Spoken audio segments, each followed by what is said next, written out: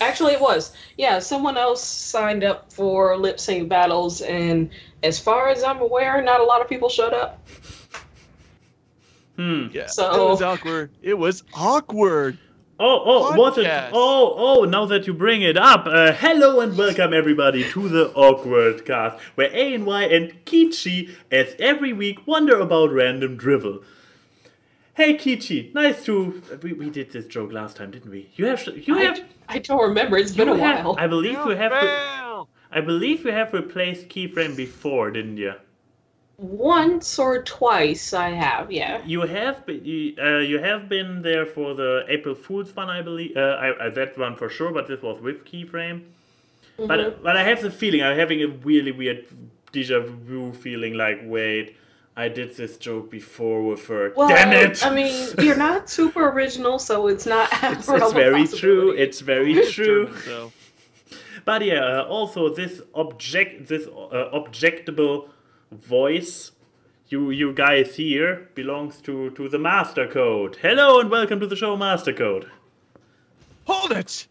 I mean, hello. Yes, that is right. It is me, your ace analyst, Mastercode. Yeah. So, yes. So, hello, everyone. Please, since Keychi was here before and is now officially the co-host, I'm not sure if we need to go through who Keychi is, what she does, and why people should care. But Mastercode, who are you, what do you do, and why should people care? Spoiler alert, they shouldn't. I am the evil twin brother of ANY Pony. See, we sound exactly alike. We never get to the chapel. It's like listening to a mirror. That sounds oddly like Bliss's pet twink. There you go. But anyway, on other days, I review MLP in its various stuff, like the comics, the books, the series. One of the bronies again. Yeah, it's one of them spornies. Yeah, you one of them pony person things. Dang it, Bobby. Yeah, so I've been reviewing for ever since season 4, so about 3 or 4 years now, and slowly been expanding out where I reviewed a couple other things, like I reviewed the KOTOR, Star Wars KOTOR fan movie, the Machinima, and I've also reviewed things like Friday the 13th, the video game. So, yep, that's a little bit of gist of what I do, and some live streams here and there. Nice. And I believe you have a certain affinity for a certain Japanese console game. Yes, I gotta tell you, I love Metal Gear Solid. It is I knew you were gonna say that. That's totally the one I was hinting towards, but yes. Anyways, Mastercode, what's going on in your life recently? Any fun or sad anecdotes you feel like sharing with us and Everyone died. Oh, that explains a lot. I was wondering why there was so little traffic this week. I thought I saw Thanos walking down the street. Anyway, now also everybody knows where Keyframe is. Yes, Thanos did his thing. We probably should explain, because we hadn't explained in the main show yet. Yeah, Keyframe is currently out of town visiting her folks due to a cousin's wedding, and so I got myself another key, a stand-in key, so to speak, and. Yeah, you see, she even is in the same room, like literally. This is Keyframe's room. Yeah, Keyframe has the best lighting in her room, so I was like, hey, can I just use your room? Actually, the wedding that you mentioned, it's actually the wedding for me and Keyframe. Like I said, I got down one knee, asked her to marry me, and just right after this podcast, we're gonna get over there right now, and then we're gonna get married, and we're gonna go. We're gonna have our honeymoon. First of all, she's in the chat, so you should really be careful what you're saying. And second of all, if this would be the case, why wouldn't she also be in here? Because that would be awkward. That's very true. Oh. Not to mention that it's unlucky to see the bride before the wedding, so obviously she couldn't be here. Keyframe is saying a lot of bullshit in the chat. Like just what? Saying. No, just saying the word bullshit. Bullshit. That's what she's saying. But nevertheless, anything except imaginary weddings going on in your life right now? Actually, last week I took a drive all the way up from New Mexico all the way up to San Luis Valley, Colorado, which is about 6-hour drive there and back, and I got a new doggo. Oh, new doggo. No doggo. Yes. What kind of doggo? What kind of doggo? It's a Australian Shepherd mixed with a little bit of Border Collie. And you don't have a picture to show us? Is there something? No. Is there by any? But anyway, the thing about him is that he's 100% blind. Oh. He was abused as a puppy, and so someone really called out to me. He's just a big old sweetheart. He's a sleepyhead, but he's just blind doggo. The past couple weeks or so, mostly just been kind of blind proofing the house, because he does tend to bump into stuff, but he's getting better at it. And it's funny, he actually likes to almost like kind of bump into stuff because he likes to know that there's a wall or a safety there. So slowly he's getting better and better. He's figuring stuff out. I'm trying to get him to get to the doggy door, but it's a progress. But that was probably the major point in my life past week or so. Oh, and not even any pictures on Twitter. Yeah, how dare you not post pictures of your cute dog? I keep forgetting to do that. I'll probably do that sometime. How tonight. do you forget to take pictures of your dog? Shame on you. Exactly. I blame ANY. Fair enough. That's absolutely fair. enough. But Keychi, anything interesting going on in your life? I mean, due to the fact that you haven't been here in a while, you can also go deeper into the history than, well, Keyframe and I usually can. Okay. I don't remember when's the last time I was here. So, obviously, I've been working for a while in Cali, so that's good. Money coming in. I've started playing a lot of D&D. That's always fun. I actually had to rip you out of your D&D group to join us here today. You did. we cut our session in half just to make room for awkward. Oh. Just for me. Yeah, yes, this too, Mastercode, that too. It totally wasn't just doing a favor for Keyframe. It totally was just for Mastercode. Let's roll with this idea. Yeah, of course. Other than that, not much is going on with me. I actually am working on a video slowly but surely. I know it's been like 4 or 5 months by now. So hopefully I'll be able to get that out relatively soon. Nice. Any hints what it is about? It's a shitpost / review with me and Wooten. So basically, same as usual.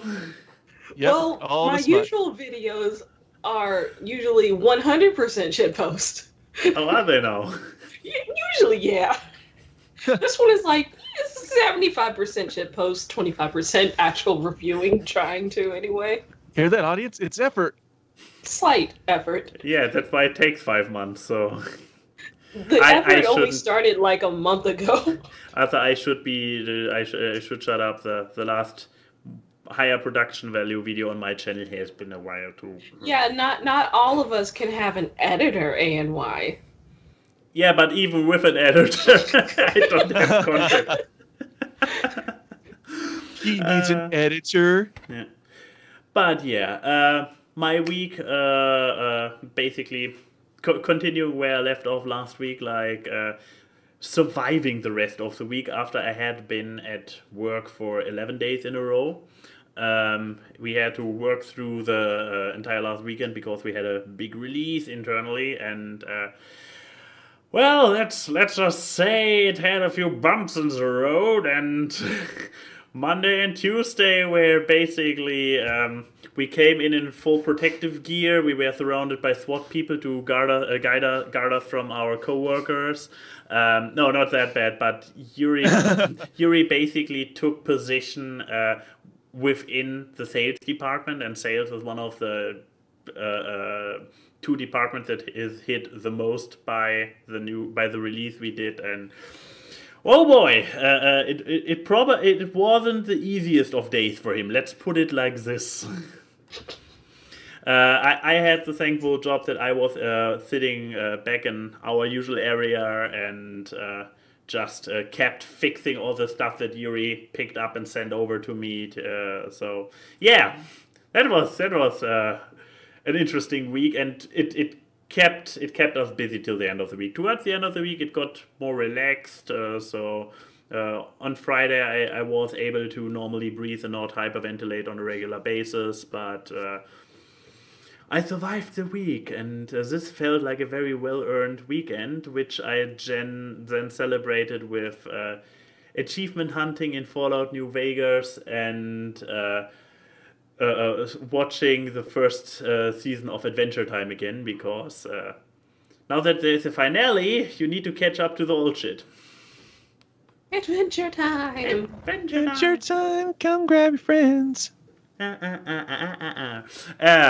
Anyways, but yeah, this was my week. Oh boy, does nobody have only 10 minutes with all three of us talking about our week?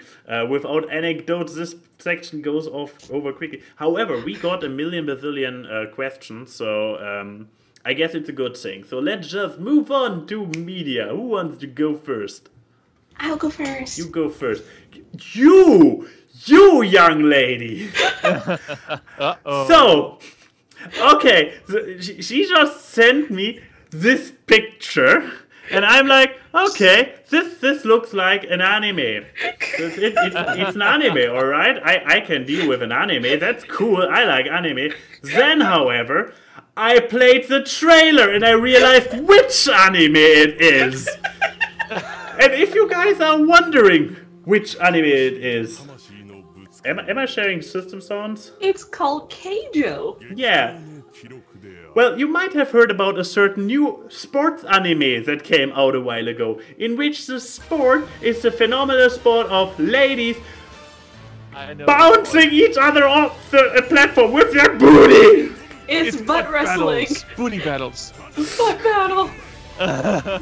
Why, Keychi? Why? It's like Okay.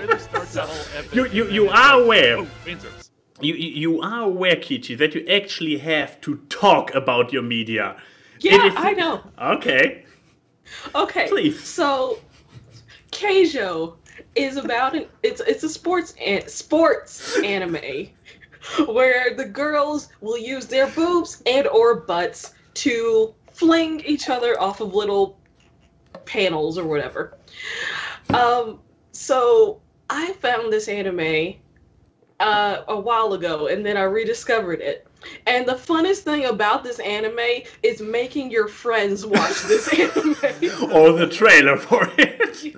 I had I made Fiora Tank Engine Girl watch like 5 episodes of it. You sit your tank engine girl. Yeah.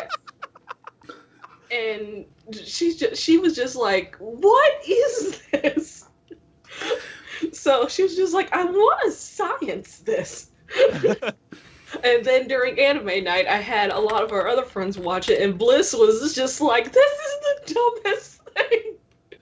But it's a good anime to watch with other people because it's just so stupid. One of the attacks is called a vacuum butt cannon. I mean, I just want to point out, I proudly presented Killing Bites on this show. But yet, I look at this anime and I'm like, WTF, mofo. No, it's a trash anime. It is absolutely trash anime, but it is hilarious to watch your friends watch it. I've seen clips of it, and it's... I know how bad it is, but I like how the characters actually take everything seriously. It's like Dragon Ball Z. It takes it so seriously. Like, their butts glow when they do their super moves. Kamehame butt! One has has like a torpedo butt that chases people around the arena. I haven't seen that one. I gotta find that one.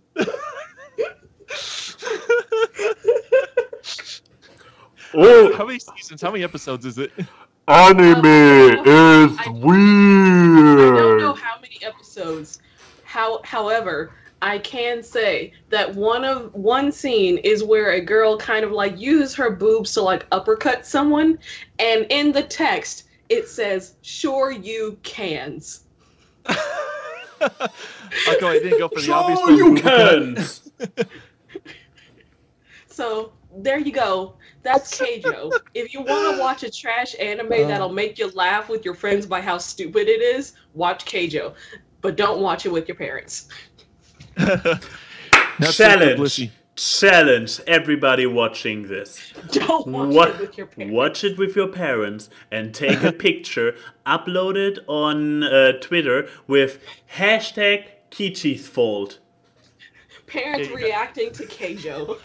Yeah, you gotta take a selfie with your parents with the TV in the background. So there you go. That's my my media, and I'm proud of it. Thank you very much, Keychi, for this enlightening media. Yes. I now learned more about something. I don't know what I learned, but I learned something. You'll learn about butts. So where do we go from here? Mastercode, should or do you think you're ready to follow this one up? Mine. You can pull mine up. I show yours to all of them. Keyframe says, "Watch it with your parents, Max. Will be a great Christmas photo." And it started about you can skip to about 5:05, and you can let that play for a little bit, like about 30 seconds or so, that section. Right. I don't want to get copyright strike by Joe. But then again... I'm angry, Joe. Yes, skip to about 5:05 and let the audience hear this. 5:05. Okay. Or, sorry, 5:05, yep. Oh, yeah. I forgot about that upgrade in World War II where you make your bullets faster. Are you talking about the faster bullets upgrade? Yeah. What the fuck is this? The faster bullets upgrade. I mean, it sounds reasonable. Are you fucking shitting me? Painted in red. Yeah, and with little fire on the In side. World War II when the Germans were like, we would have won if only we had the. Do you remember that, JY? Oh yeah, that's what we literally get taught in history. Like, we would have won if the Allies would not have faster bullets. So yeah, so that's what kind of Battlefield 5. That's the Battlefield series. I still have a soft spot for that.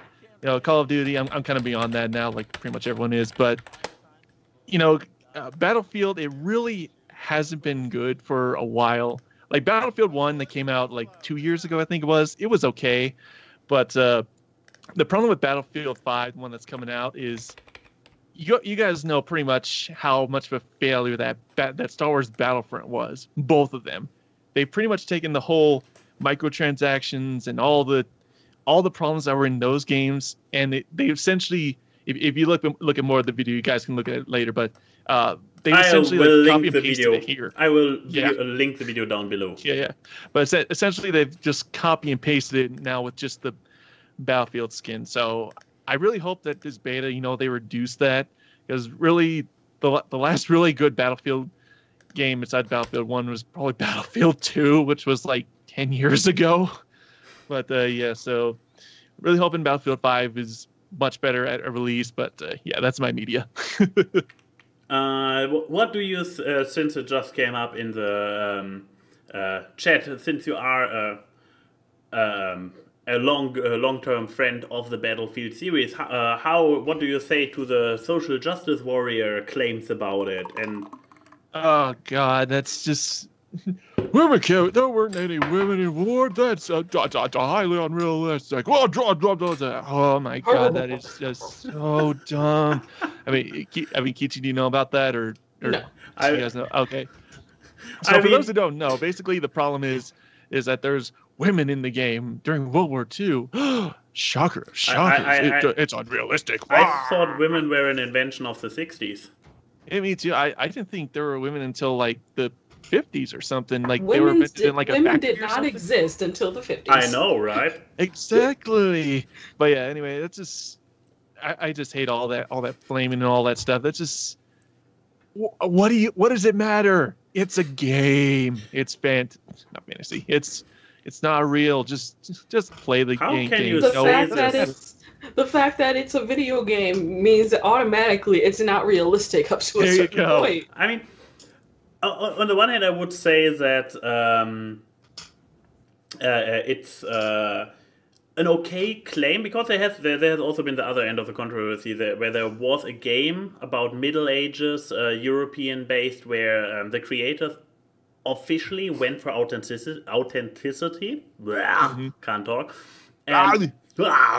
And the people, the problem where people were, in this case, where the social justice warriors were flipping their shit, it was like, oh no, there are no black people in this game taking place in the Middle Ages of Europe, where literally no black people were around in this time and area. In this area, Yeah. they So- were Call the not fire in department. Europe, Help, police. Yeah, or at least not many. Yeah, and so here we have the exact opposite, where they took a little bit more of creative freedom and were like, hey, let's use the fact that this is a fictional media, and let's include female characters in a time and area where this was not common. And of course the other side flips their shit. It's amazing. You literally cannot do anything right nowadays. Exactly. I So mean, this you is look what at you do. You create a game where it's in a setting, like a little setting, like flip on the setting for accurate or not accurate. And you can just flip it on for like appropriation and then not. Oh, this is actually the perfect solution. So, and you have a little checkbox which is like SJW. Yeah, And- the SJW box. If yeah, you, it's just, but overall, yeah, it's just dumb. There's all this. Oh no, it's historically inaccurate. I mean, Pac-Man wasn't historically accurate either. but it's always a question: is a game going for it or not? And I have, since I literally never played any Battlefield games, I know that one of those realistic war games is pretty bullshit and unrealistic. Is Battlefield the one that is more on the realistic end of the spectrum, or has it always gone for bonkers plots? Battlefield, it kind of goes up and down with every release, but it does tend to be more realistic in terms of movement, weapons, locations, vehicles, and stuff like that. It's not totally overall. There's no like. There's been like drone lasers with giant laser beams that shoot down and stuff. Like they tend to stay within whatever setting, like whatever year they are. So it's fairly accurate. Okay. No, because I know that probably Call of Duty was the one that is always bonkers with the plots. Okay, so Call of Duty was the one that is bonkers. Yes. Oh, okay. I not my type of game, so I never played either of them. So, Funny thing is, the closest thing to like an SJW thing is like from South Park Fractured Butthole, where you just slide the thing down to the fly part of your difficulty. Oh yes, this was I brilliant. love And the more black you are, and it says the harder the game is. I recall it. I saw a reaction. The YouTubers reacting to that. Yes, exactly. This is why I was just going like, yes. I don't know if it actually makes a difference, but the fact that they put that in is hilarious. That's the thing. I believe people told like, no, it actually does nothing difficulty-wise for the game. It's really just basically just a gag. joke. It's a joke. Yeah. It's a joke, and at the end of the day, it's your race slider. And not really the difficulty setting. But the idea itself, obviously, mwah. it's freaking hilarious. Yes. Sadly about the South Park games, the first one at least is so censored in Germany that I never felt the need to get it.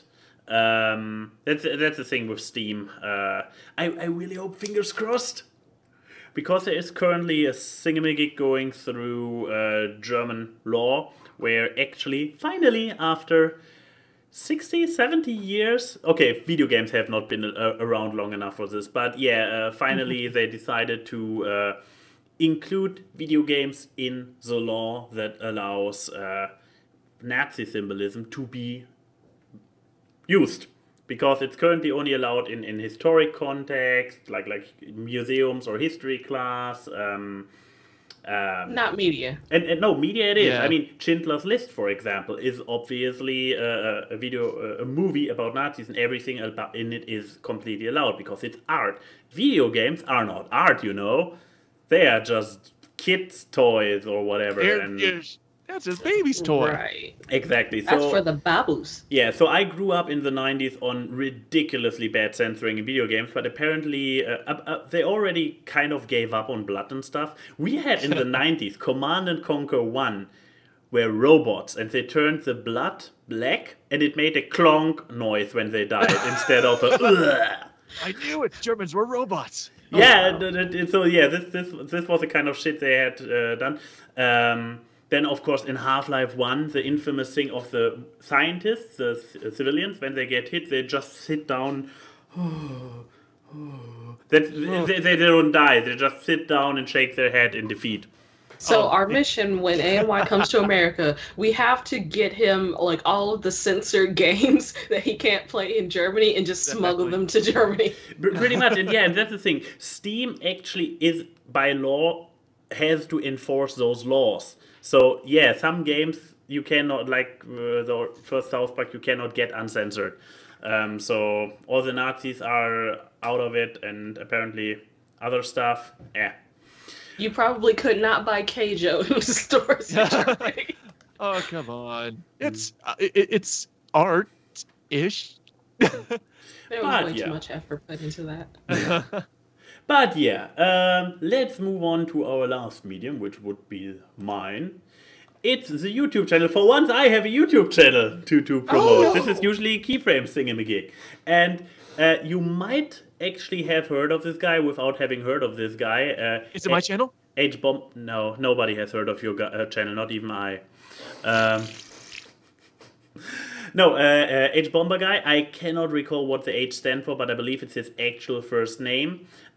Why you might have actually heard of this guy before is he is the guy who made Why Fallout 3 is garbage, and here's why. Sherlock is garbage, and here's why. And some other bit more popular videos. And I have to say, let's go, what was a good one? I'm really fascinated by his style. So he does a very, very artistic approach, which is probably not everybody's cup of tea. His video game or media-based videos are a little bit more, or some of them are a little bit more tame. I believe in the Fallout video you basically have one long voiceover from him and see mostly game footage that relates to what he's talking about. Also 1.5 hours, so those are literal video essays. He doesn't even call them anything else. He calls his videos video essays. I believe the Sherlock one also was mostly featuring footage, or was it?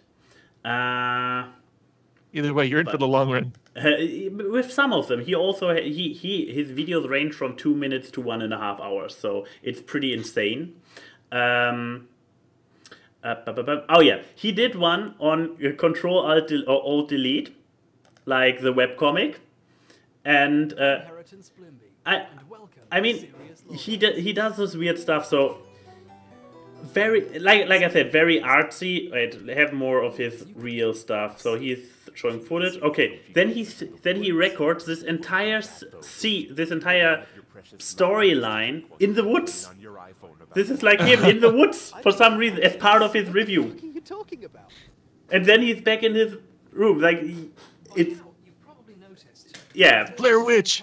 yeah, that's basically his thing. Like, and then he does silly stuff like or then he talks about the room to make a bigger point, which he then brings back into his talk about Control-Alt+Delete, the comic. And why is the little preview not working for it? And he actually has, where is it? I want to find it. But yeah, he has a giant printed out version of this infamous Lost comic, which, well, is the most famous page of Control-Alt+Delete. But yeah, he has, for this video, this giant printout. And that's his weird style. In his Sherlock video, the Sherlock video starts with him going on about the iconicness of the Sherlock outfit and having a little stuffed Sherlock teddy bear. And at the very end of the video, when he's thanking his Patreons, he is like, yeah, thank you guys for, among other things, making it possible for me to buy a little Sherlock bear and having it in this video. So this is the kind. I mean, guys, serious question. You two and me, we were all 3 video producers. When have you the last time gone out there, bought a prop you're going only to use in one single video? When we did the sock puppet thing. Fair. Okay, good point. I mean, so did I. And I haven't done crafting in ages. So this was the first piece of crafting I did for one single video. But I have to say, okay, for April Fools, I have a weird tendency to do special shit for April Fools. But yeah, besides that, for your regular videos, like on a regular basis, make a giant print of this infamous comic page, which he, spoilers, destroys at the end of the video by filming his own birth through it. I'm not sure if I want to show this. Check it out for yourself if you, I dare you. I would say the closest thing I do to that, because like my content is mostly my little avatar thing. Mm-hmm. So the closest thing I could get to that is learning very, very specific, complicated editing tricks that I'm only going to use for that one video and then forget about it later. Mm. That's the closest I can get to that. Yeah, okay, I guess it's also an unfair question because we all do not real life stuff. But yeah, he does fucking real life content, IRL recordings of himself for those videos. And yeah, and he has this weird studio for some reason. Wait, it actually wouldn't be too bad. You could probably print out like a poster of that size. From what I could tell, you could probably get it for like $5-10, something like that. Yeah, but look at it. It's on a frame. It's the effort. It's a print on canvas. Oh, well, yeah, I guess so. But yeah, he does this kind of shit, and it's amazing. Once again, I can completely see how people will because he has this very eccentric style. I can see how a lot of people will be like, wow, what a fucking weirdo, I cannot watch him. I can see this, but I would still recommend everybody to check him out. I guess, which video should I probably... I mean, maybe let's just go for the Control-Alt-Delete, because it comes from a point of view, if you're not familiar with Control-Alt-Delete, that's fine, he explains the comic to you. But you probably have seen this fucking Lost meme. It's 10 years old and it's everywhere and I hate it. It's the one meme in the world I really hate. And so, but yeah, this video, it's only half an hour. Only half an hour, I know, right? But it will probably, it's a newer one, it's only half an hour. It will probably give you a great impression of how his videos are and if they are something for you. And yeah, I can only highly recommend this guy. So, yeah, I mean, he delves a lot into pop culture in general. I mean, we have seen Fallout. One of his recent videos was about H.P. Lovecraft and how it affected him. Also interesting take. Then, okay, this is an April Fool, so don't fall for the Skyrim video. I mean, spoilers, he sits there, talks about Skyrim for 3.5 minutes, and then he stands up, leaves his studio, and that's literally what happened for the remaining 30 minutes of his video. It just rolls credits. It's just rolling credits for... What do the credits say? Probably his Patreons, I assume. Oh, okay. And they're probably looping because we are back at C and D. And yeah, and then at the very end he comes in once again and is like, yeah, April Fools, guys. Gotcha. So he's also an asshole after my own heart, so I have to give him that much. But yeah, he talks about Doctor Who, specific video games. He has a little bit of Dark Souls, a little bit of Overwatch, a little bit of Sherlock, Mario, Sonic. But then he sometimes also delves into culture-related stuff, like not media-related stuff. In this case, a little disclaimer, he is very left-leaning, so if you don't want to hear any left-leaning stuff, then don't watch his political-based videos, but his pop culture stuff, check it out. It's worth it, I would say. And this concludes my media, I guess. Woo! Woo! Yeah. Which brings us to lots and lots and lots of questions. Yeah. Let's start with the one question we got on Twitter.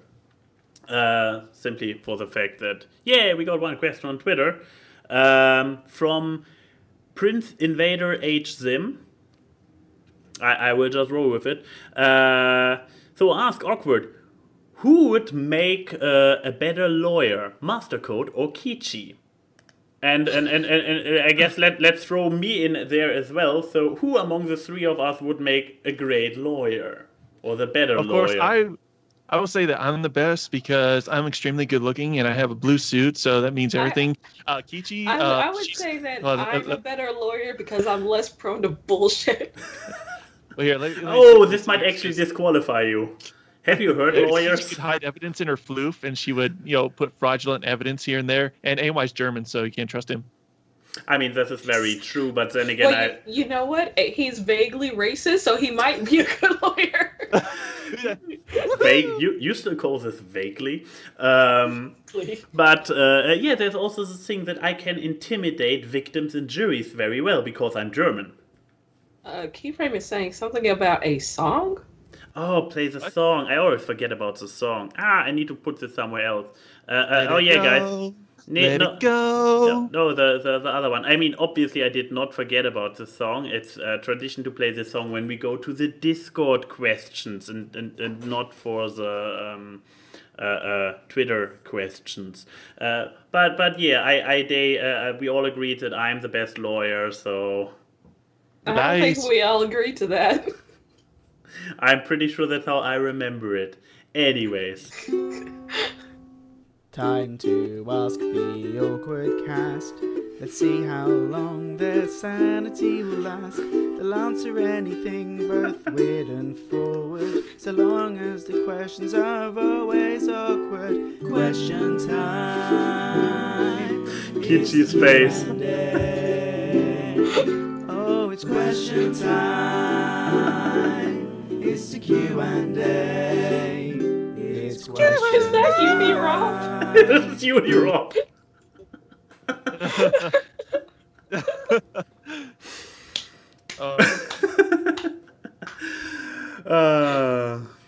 Uni Rob is a good bean. Yeah, he is. There you go.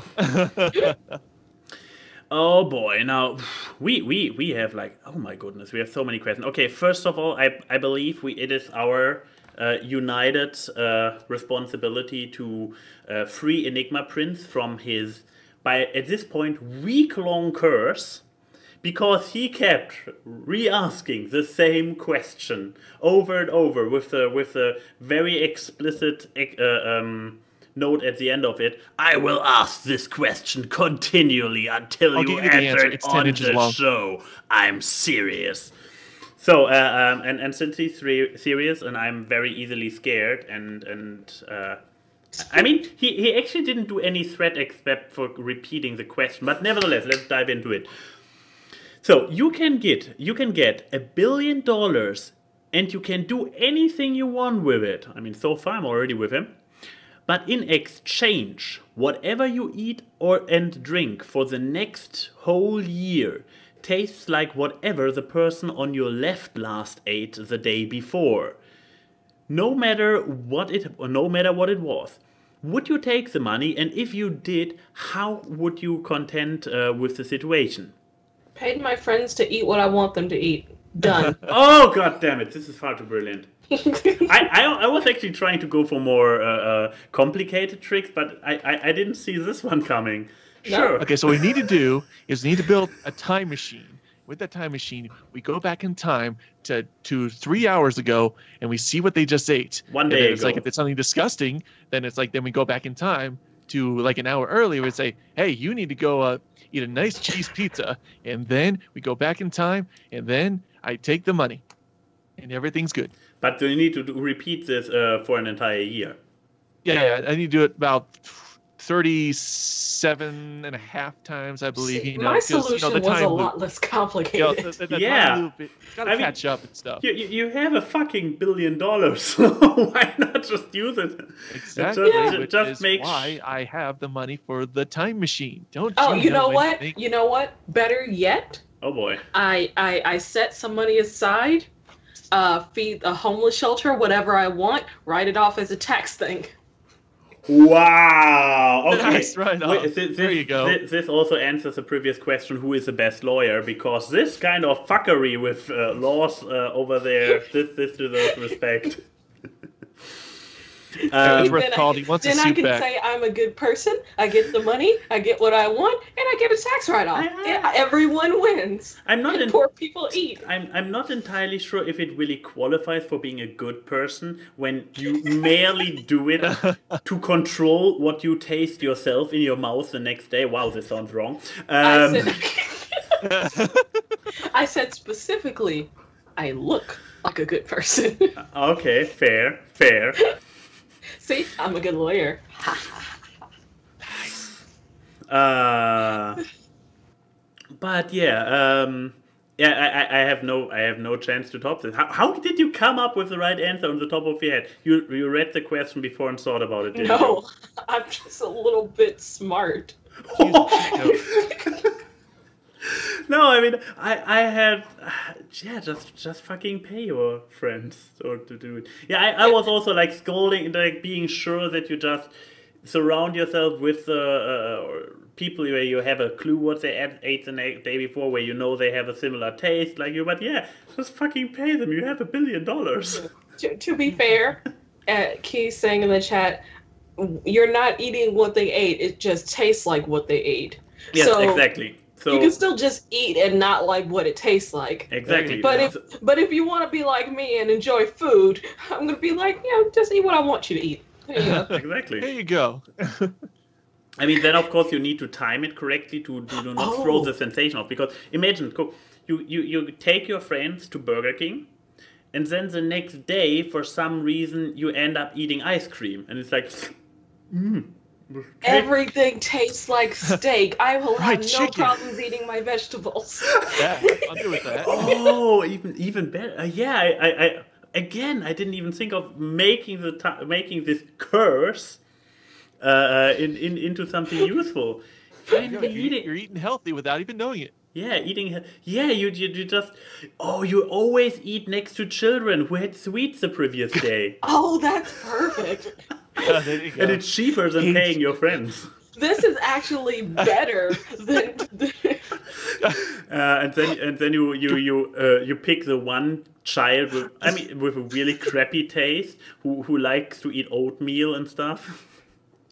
I can just imagine why he just goes to a school and there's kids having lunch like, hey kids, can I eat with you? Did you have something nice yesterday Hold on. eat? Is it only things that you eat or things that you drink? Did the question specify? Whatever you eat and drink for the next whole year tastes like whatever the person on your left last ate the day before. I'll take it. I'll still take it. That's $1 billion. Yeah, Exactly. Me too. I mean, even if the possibility that you end up sitting next to somebody who has a really, really gross taste is rather small if you're not very picky with your food. It's like, okay, you're eating fries and it tastes like, I don't know, Caesar salad. It's weird, but after a week, you will be used to it anyway. That nothing has the right consistency. So, yeah, and it's only for a year. Yeah, I'll take it. Exactly. For $1 billion, I would have expected it to be for a lifetime, or I would have done it for, I don't know, $100,000. But sure, give me. Or it's also the hip young new diet. Like if Yeah. someone eats something nasty, they're like, I ain't gonna eat this today. Yeah, Nope. I'll use that year to eat right with things that I normally don't eat that taste good, exercise, get fit, and then the next year I go on cruises and I just look awesome and I gain all the weight back. There you go. Perfect plan. I will take it. The American dream. Okay, then of course the question Keychi already saw coming and dreading about from Denim Ninja. what was your first board game you remember playing, and what is your current favorite board game? For this question, D&D doesn't count, Keychi. Okay, so when my favorite board game growing up was checkers. I love challenging my brothers and my dad to checkers. You are weird. I like checkers. It was fun. So we played a lot of checkers. My dad tried to get me to play chess, but I got really bored with that because too many rules. So I played checkers. And there's also Monopoly and Trouble. Currently, if I'm going to play a board game, which is not often, I like Scrabble. I like playing Scrabble because it's a thing my family does when we get together. My mom gets out the Scrabble board because she's just like, I'm gonna beat you this time. So it's just a fun thing. Scrabble, Scrabble, Scrabble. So there you go. Not D&D. Mastercode. For me, I would say my first board game I ever played was either Candyland or Checkers. Those were my first. I can't remember which one. But probably my favorite one either Battleship or Monopoly. I always loved playing that. Plus, there was well, that's a story for another time. But there was a weird thing that happened back in middle school called the Monopoly Massacre. But that's another thing. But anyway, yeah, Monopoly's my favorite. You both are weird sickos. Monopoly was specifically designed to not be fun. How can it be your favorite game? Because it's got a car. Hey, and you get to play the car. Keyframe is agreeing that Scrabble is fun, and I accept your challenge at Scrabble if we have Scrabble around here. Okay. What about you, A&Y? Yeah. Okay. A&Y, if that's your real name. Well, it actually is not, but thanks for bringing this up. Anyways, I have no clue what my first board game probably was because I have 3 older siblings, so we had board games around forever. Also, board games that were not age appropriate for me, so I probably did not start out on the real children's board game one. I mean, very early ones I can recall were Drunter und Drüber, whatever this is in English. Over and Under, I guess, where you build pieces of different lengths and try to build long. This is very hard to describe. Wait. Maybe find a picture. That's what I'm on. Okay. Images. Okay, first of all, open image in new tab, and then the board, the game itself. That's the game itself. Okay. First of all, the game. The cover of the game speaks a lot for itself. It's Never seen that. It looks like a D&D game. and oh boy, okay, I picked a very small one. So this is how. Oh boy, I should have. So So you build basically those 4 different. All the players together build those 4 different. Continued thingies. I mean, we have a road. We have 2 times thingies. Yeah, we have a road. We have 2 times a city wall, and we have a river that comes out of the water reservoir. I don't even know. And there are a lot of buildings on the map, and whenever one of those paths crosses over a building, everybody gets to vote, and we have differently strong yes and no answers. Like from a very strong yes to a very strong no, and yeah, and we have the undecided monk guy. And whenever this happens, every player picks a card, and then we look who wins and if the building will be destroyed or not. Whoever has if the yes or the no is stronger, and you try to save your own buildings and destroy the other buildings because you have a card in the beginning of the game that tells you which are your buildings. So which ones do you try to protect? And so it makes sense that the German will like a conquering game. Yeah. Oh, Risk! Yeah, I love. People have said it in chat, but yeah, it does look like the Super Mario Brothers 3 overworld. And you were making fun of us for our game choices. But talking about conquering, I love playing Risk. In boarding school, we played Risk on a daily basis. This was pretty amazing. But yeah, besides that, what would be my favorite board game nowadays?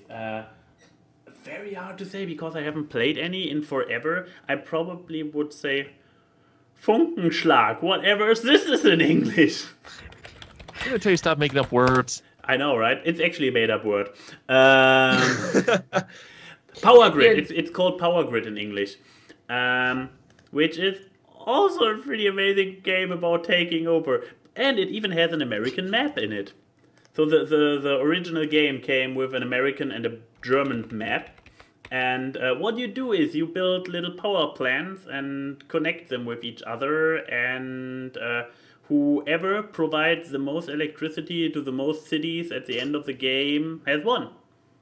Sounds very primitive, but it's actually it's a game with a simple to learn but hard to master. So the elements of the game can be explained in like 10 minutes and everybody has understood them, but the implications of it are like, once you realize how well balanced this game is, it's pretty. If you like strategy board games at all, this is as good as it gets. I put it out there. This is like among the casual ones. I mean, you have diplomacy, which is like if you have nothing better to do for an entire day. Once again, the German and conquering, right? If you have nothing else to do for an entire day, because this takes an entire day, get six friends or something together and play diplomacy. It's amazing. I love it. So is it longer than Risk? Yes, a lot. Risk is like, I don't know. God. I mean, for example, for Risk, you just do luck, dice rolls, and whatever. In diplomacy, there is no luck factor whatsoever. You plan your moves. You have to write down the move of every single unit you have on a piece of paper. You have, like the name diplomacy indicates, you have meetings with all the other players, and whoop, there goes Keychi. Okay, she didn't like this call. I see how it is. Fine. Well, diplomacy, to wrap it up or to keep rambling until she comes back maybe. And yeah, you have conversations with the other players. You are like, you, Germany, let us go into the kitchen and have a quiet one-on-one situation, talk. And so the players of the individual countries can be like, England, we have no front together. Let's not talk this round. Okay, fuck you too. So yeah, it's and there's also always a watch running, because otherwise the discussions would go on forever. So it's kind of like a game of like kind of sort of like deceptions and alliances, sort of, right? Yeah. But yeah, diplomacy, epic game, but hardcore strategy. So I wouldn't play it with because there is backstabbing going to happen. There is like this breaks friendships, but only the best way. So yeah, diplomacy ingenious. I love it. Sadly, finding 6 to 7 other people who are committed to it and willing to play is very hard. Anyways, next question, I guess, since we got Keychi back. Lupus had 2 questions which are probably slightly related. One question is about a very interesting role-play game we played, why that one in particular. And on the other hand, if there are any role-playing games that we would be interested in for one reason or another. Like, I believe now we're actually talking pen and paper. Oh, like D&D stuff.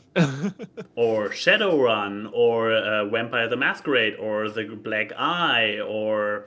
Okay, now I'm running out of some. Cthulhu! I believe Cthulhu also had some.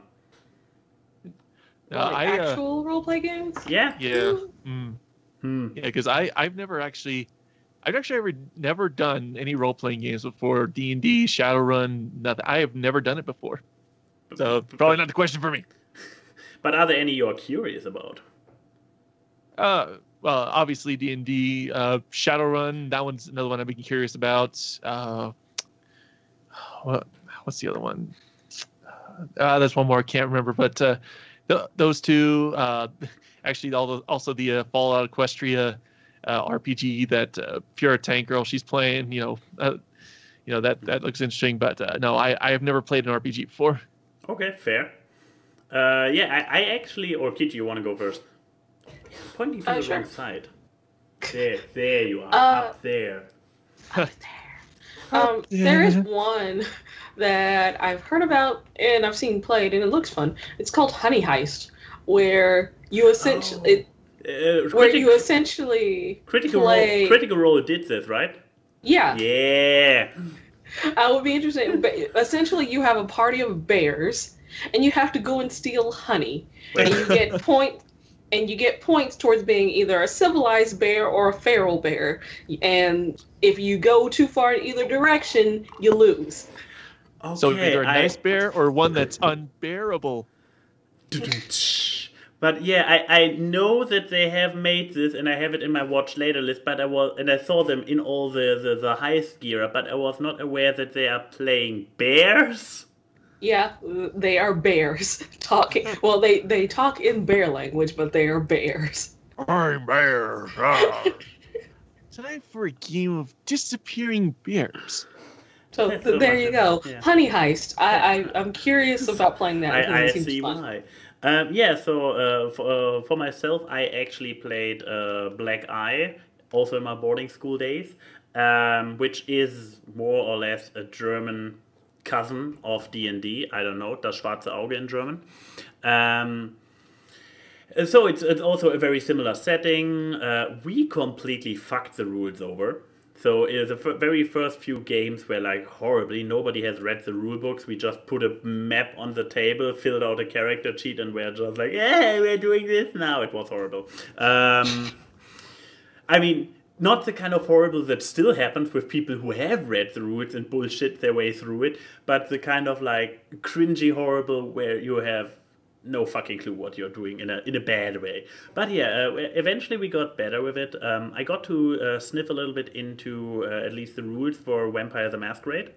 Never touched Shadowrun for weird reasons. Never came up. Interested. I've also heard about more exotic ones like Vampire or Cthulhu or even Shadowrun. The problem is that I simply don't have time for committed time. I mean, I could sit down one afternoon and play a session of D&D, but I could not be committed to a regular thing. That's kind of one shots. Yeah, I guess I could do one shots. But I mostly took the backseat into the role of a viewer instead of a gamer or DM. The quest for the Holy Hoagie.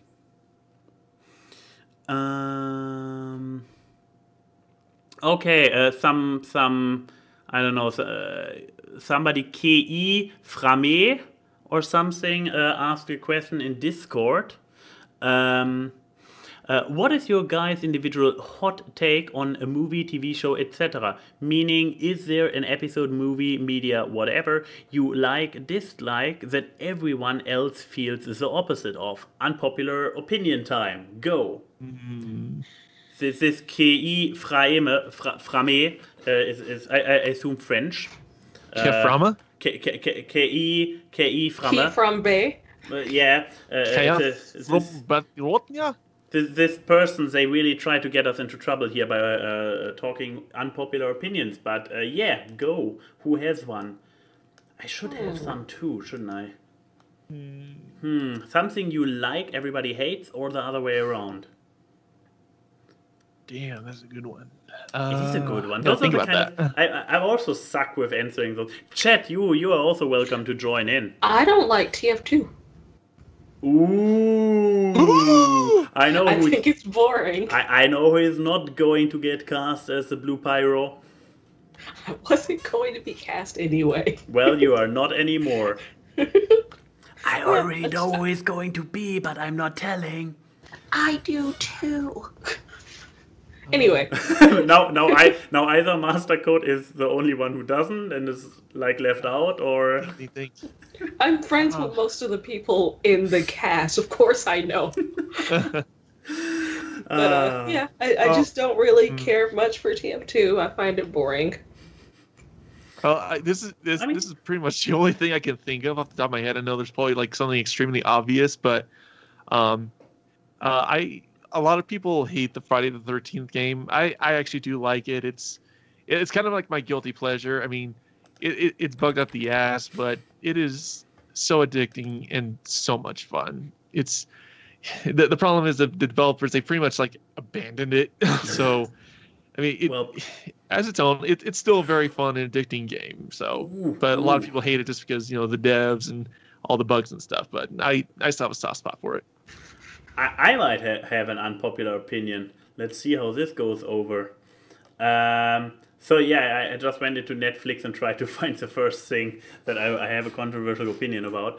I would say the ending of Gravity Falls was a pretty epic letdown. I don't watch Gravity Falls, so I have no idea what you're talking about. God damn it. No shock. You could have at least make a fake like shock gasp or something. For shame. Oh. No, the problem was spoilers, I guess. I mean, there was this wheel of people that was part of the opening from the beginning that obviously had references within the show. But I'm not sure if Alex Hirsch never thought it through or never planned to actually go through till the end with the show. I mean, I know that he basically did not want to continue after season 2 or something. So there was something that or season 1. I'm not sure. I mean, usually you would expect that a creator, especially of this kind of show, has an ending in mind. But there was some weird stuff going on with him not being passionate about it anymore. And yeah, and with the ending, so you have this wheel that was an essential part of the mystery, and then it is just, oh yeah, it's a red herring.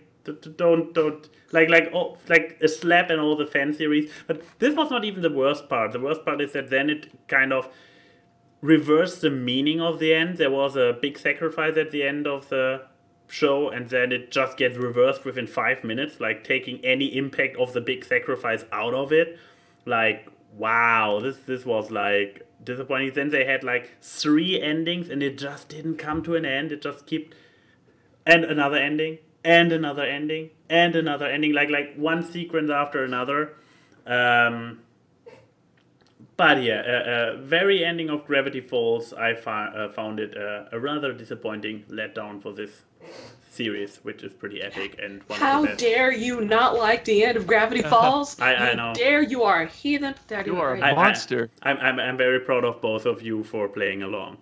Okay. Next I think question. I hear like a riot outside your door. If you look out your window, I think you can see like the pitchforks and the torches and whatnot. If you look out the window. That's just the Sunday evening in Berlin.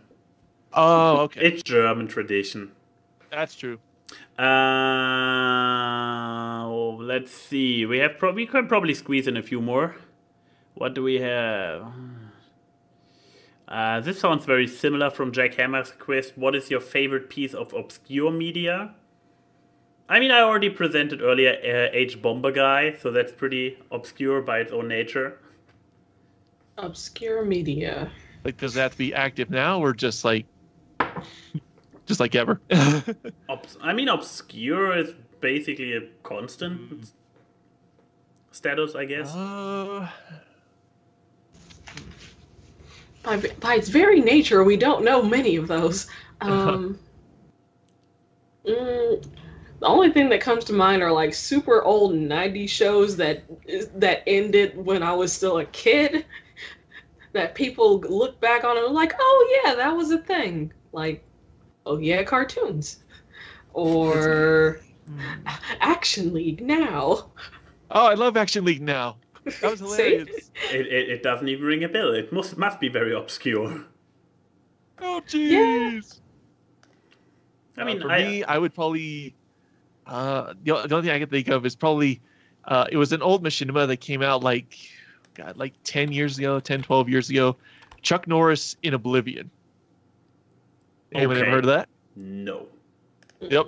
It's basically like Dragon Ball Z and Elder Scrolls Oblivion. It's the story revolves around Chuck Norris going around and fighting various 90s and 80s action icons like Jean-Claude Van Damme and who else? The main enemy is Sean Connery, and it actually gets better throughout the series, the editing and like the effects and stuff. But Yeah, that's my obscure thing, which probably no one's ever heard of. Noise. Oh, I got one. Ooh. The music video that Cartoon Network used to make around like a lot of their cartoons they would play in between commercial breaks. Oh, the Groovies? Yes. I used to love what was your favorite those. one? But is this really obscure, or is this just a long time ago? I don't really know a lot of obscure things, so my obscures are a long time ago. Which one was your favorite Groovy, Cartoon Groovy? My favorite one was the Josie and the Pussycats one. That was a good one. My favorite one's the Jabberjaw one. Oh yeah, the Jabberjaw one. Yes, was good. that was the best. That was my favorite. Well, there you go. What's yours anyway? I actually came up with two. First is Faxanadu, which is a game from the NES, Nintendo Entertainment System, which, as far as I know, has no following whatsoever. I don't know why we had it. My parents probably found it somewhere on a sale or whatever. We had a NES, obviously, otherwise we wouldn't have a game. And they got it, and never ever in any Nintendo magazines, which I actually got as a child, or at least the German version, you never heard of this game, and I loved it. I played it so much. It's not the most special game ever. You are a little bit of a knight character. You fight very weird looking monsters, which, especially in the pixel graphic, look like they were actually kind of nightmarish if you think about it, but due to the pixelation it was hard to tell. But I really loved this game. Never finished it myself, so my big sister always had to play it and finish it for me. And yeah, and another one, basically one generation later on the Super Nintendo, another one which I believe is rather obscure, Terranigma, which came out at the very end of the life cycle of the Super Nintendo, and it is basically like Secret of Mana, which was a lot more popular, also known as Seiken Densetsu, and but it came so late, but it perfected the formula, where in Secret of Mana you had a lot of grinding to do and stuff like this. Terranigma was absolutely smooth in storytelling. It got the most graphically out of the Super Nintendo before they, well, moved on to the next system. Great soundtrack. It was overall a pretty fantastic game, but due to its time of release, to my knowledge, another one that was... it was never released in the US. Now you see, thanks Lego, now you see how obscure this shit is. And fantastic. I would say one of the best RPGs on the Nintendo, simply because it came out, on the Super Nintendo, because it came out at a... where they perfected the formula. They just perfected it a little bit too late for the Super Nintendo. So yeah, those are my two obscure games. I have one more harder question. That's what she said. So serious shit. You think you can handle serious shit, Mastercode? Go for it. Another one from Enigma Prince. What do you think is the hardest part of all your careers and social lives, and how do you best combat these adversities and hurdles? So, what career-wise and private life-wise, social life-wise, what are your biggest challenges, and how do you approach them? Ooh. Yeah, well, Enigma has also. Enigma does not only have weird food and money questions; he also delivers the hard stuff. Yeah, how dare you ask like an interesting and an engaging question, one that could help improve people's lives. I mean, what kind of monster are you? I mean, you're evil. You're worse than AY.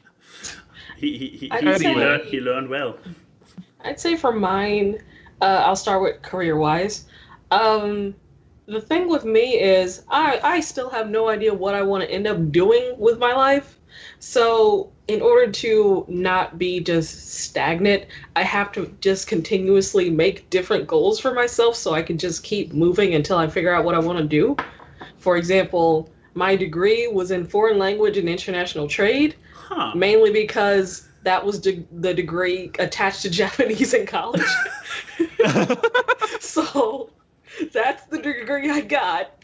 wholly useless in Mississippi. So, so I did temp work because I needed to work. I needed a full-time job. I did temp work, and then I got into help desk support, which got me into my current job of computers. I still have no idea what I want to do, but I was like, I guess I'll get better at computers. So it's just, for me, it's just making different goalposts and doing those things until I figure out something else to do. Social-wise, I have an issue with figuring out when I'm too patient with other people and when I'm not patient enough.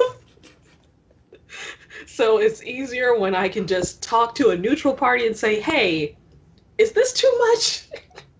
And then they'll be like, nah, it's fine.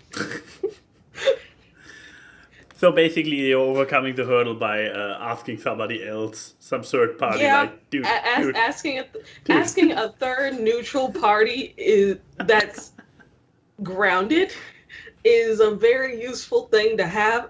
Like, I'm usually the third neutral party for other people, because I'm like usually the most level-headed person. I would have never approached you to ask you about anything like this. Yeah, I know, right?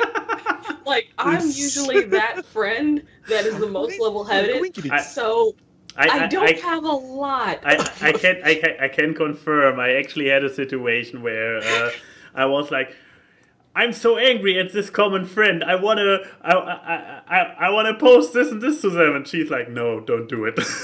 Yeah, like, I'm normally the level-headed person that people go to.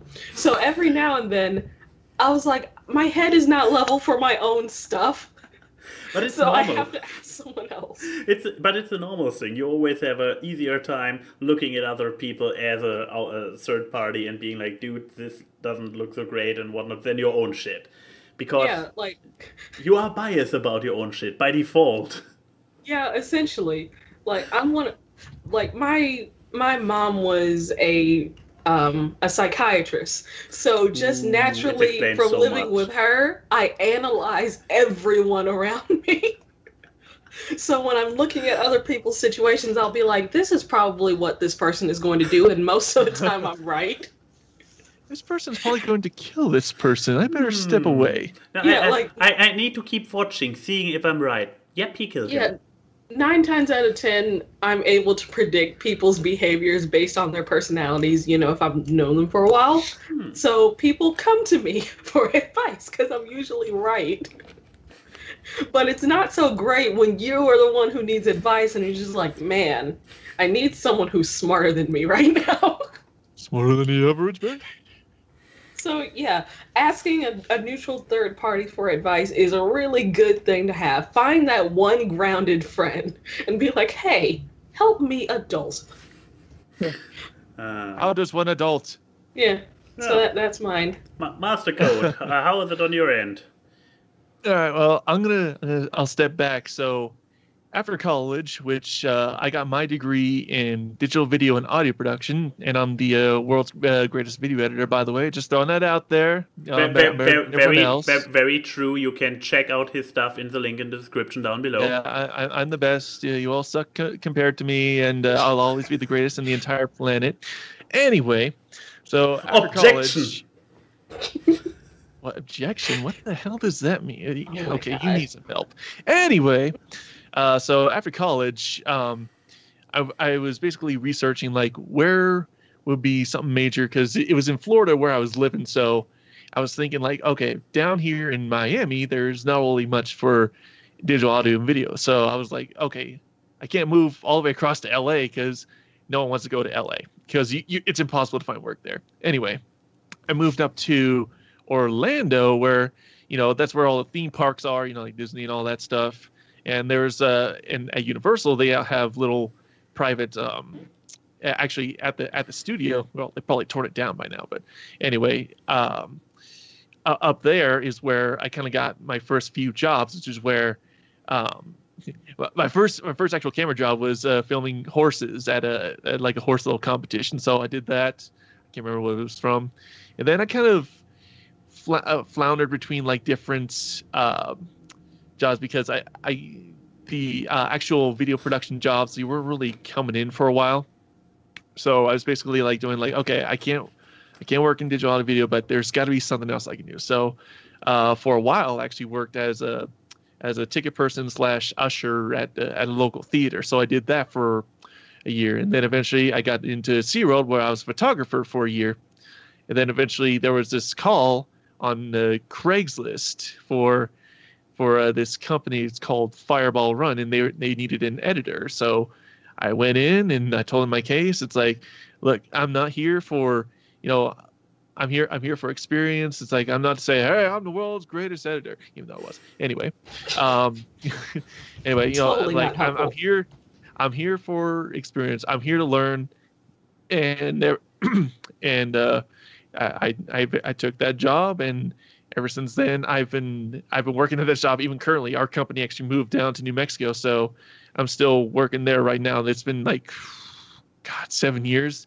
So basically, kind of like the point is, it's your good cushy job, or a job that you like, is not going to come like immediately. Like, it's going to take a while. Like, it could be a year. Like, it took me 2 years when I moved up to Orlando till I actually got that job.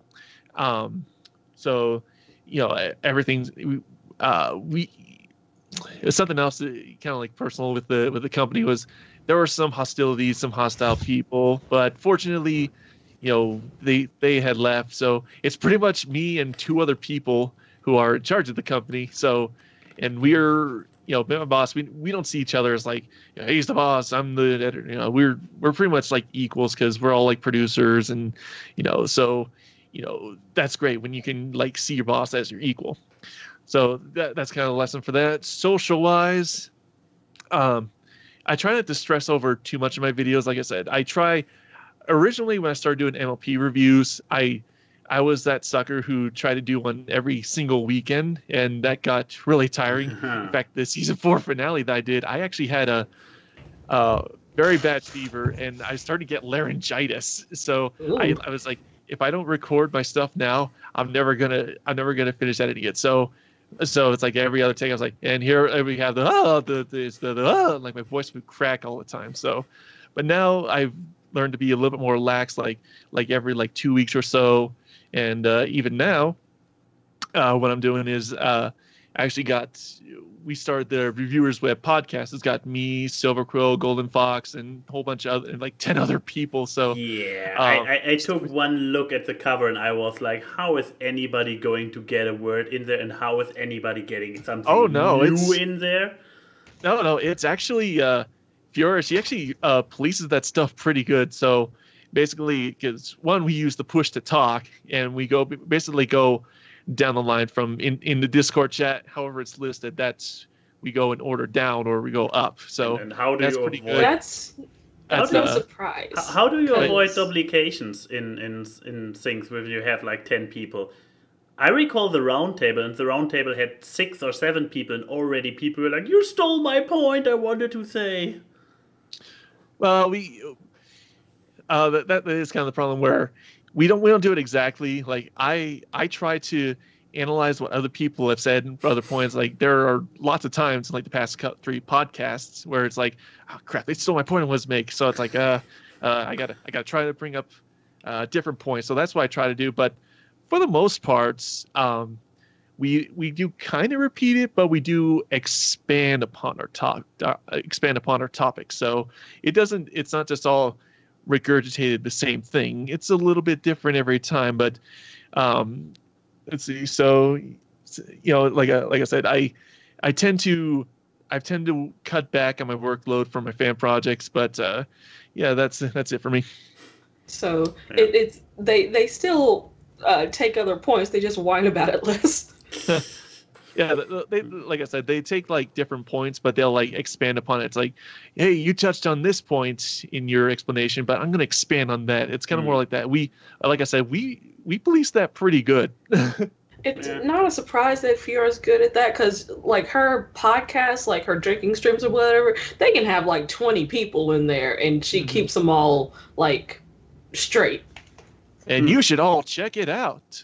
Wink, wink, nudge, nudge. I guess wink, plug, wink, plug, nudge, plug, nudge. Yeah. Give us viewership. What on my end? Yeah, let's start off with career as well. I guess my advice or my struggles with career were similar. That in the beginning I didn't knew where I wanted to go. So I started one study, which was like I came just from school. I had no real clue what to do. So I picked this one that sounded down my alley, at least talent-wise. And was just the hip new thing at our university, but it was it called itself an elite course on an elite university, and I had no passion for it, so I failed it horribly. So that's the thing where I probably would recommend, like, yeah, do stuff you actually feel positive about. Best case even passionate, but something you enjoy doing. Just trying to force yourself down a way because it's a very prestigious way or something might not work out for you, or might be something where you have even if you manage to buckle down and make it through the studies, you might still end up with a job that you don't like. So I then became a professional hotel clerk, but I was also like, hey, I like doing this, however, I'm too much of a person who likes to have regular free times and whatnot. I don't want to be work in the hospitality industry for my life, because it's like the most fucked up work times with not really great wage. So I did it because I wanted to take a lot of the skill sets with me, but I didn't want to really stay in this field of work. But then I also discovered during this time I started to make my first videos on YouTube, and I was like, hey, this makes more fun. So I actually made another study which went into partially into the direction of media, but not broadly media, but with a little bit more grounded. You had also like economics and programming and other elements with it in this course or study path. Which was like, yeah, I have a multitude of interests, so there's a study that combines a lot of my interests. And with this one, I actually got my job. And even in my job, where I started out as in lead management, I eventually started digging down in the system we have. And now I'm a system administrator because I became so involved in the system that the official system administrators at some point were like, yeah, we want to have Max on our team. And yeah, so basically, what were my hurdles? My hurdles were mostly like not really knowing where to go, which is probably a very common thing for many people. I mean, some people are like already discover their own passion in school, and then they go down this lane, and I'm like, hey, good for you. This doesn't work out for everybody this well. And the second aspect would be like to keep still, to keep searching, to keep your mind open. So something similar like Keychi basically said. So, and also don't have this is a bummer now. Also don't have too high expectation, too high goals. I would not say that system administrator is a very fancy or prestigious job. I mean, as my dream job I had back in the day when I was more young, dumb, and naive. Nowadays, I'm not young anymore. I was like, yeah, professional full-time YouTuber. Wouldn't that be great? I know, right? Or then I even was like, okay, I like video games. Maybe I want to go into the video game industry.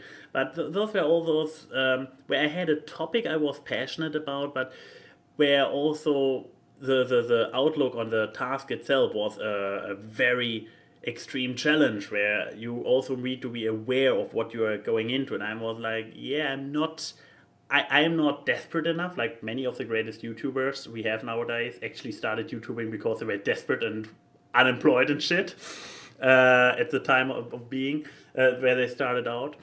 And yeah, keep your mind open for maybe finding something to settle with, because it gives me, this will sound weird, but just building a workflow in our system or cleaning up data, it gives me a weird feeling of achievement, of accomplishment. And I like tinkering in our system and changing stuff, and also being the god who can reset passwords when all those buffoons forgot theirs again. It's something. You control the vertical and the horizontal. Haha! But yeah, it's something where I found a weird satisfaction and interest in, and now I'm sticking with it. Now I actually see myself being a Salesforce administrator maybe I will change my mind again a few years down the line, but for now I'm like, hey, I like doing this. It's not the great glorious passion I was dreaming about, like I want to be an astronaut or whatever you think about when you're a kid, but finding something you enjoy on a constant basis and settle. At least if you're the type, right? I mean, there are also different types of people. Some people simply need a new challenge every few years, so this advice obviously doesn't help those people. Socially, maybe also one like a similar one. Like for a long time, I was very because I had from studies I had a very big and lively circle of friends. Like I threw a party every half a year with 30 guests, and this only after cutting corners so that only 30 guests come, and.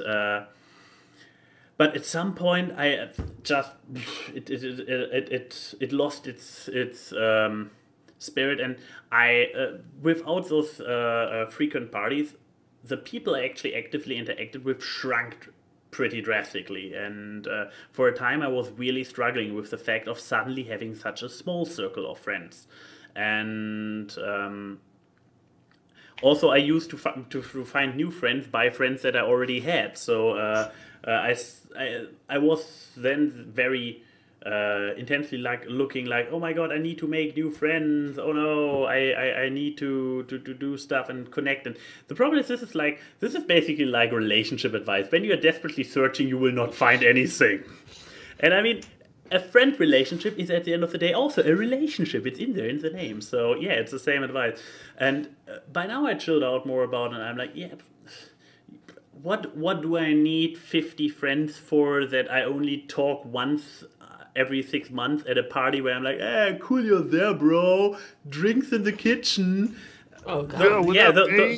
Those kind of friends they are cool to have, they are fun to have, but they don't really enrich in your life. So sometimes less is more. My tip would be don't stress too much about social issues. Be chill about it. Because friendship is magic. Hey! And this on the Not Pony podcast. I think a lot of people mistake friendship with associates. Oh yeah. Like you being on friendly terms with someone doesn't really mean you're friends necessarily. Yeah, I mean, I wrote this entire DeviantArt article, which I will now put in the description, which I labeled How to Friendship, It's Not Magic.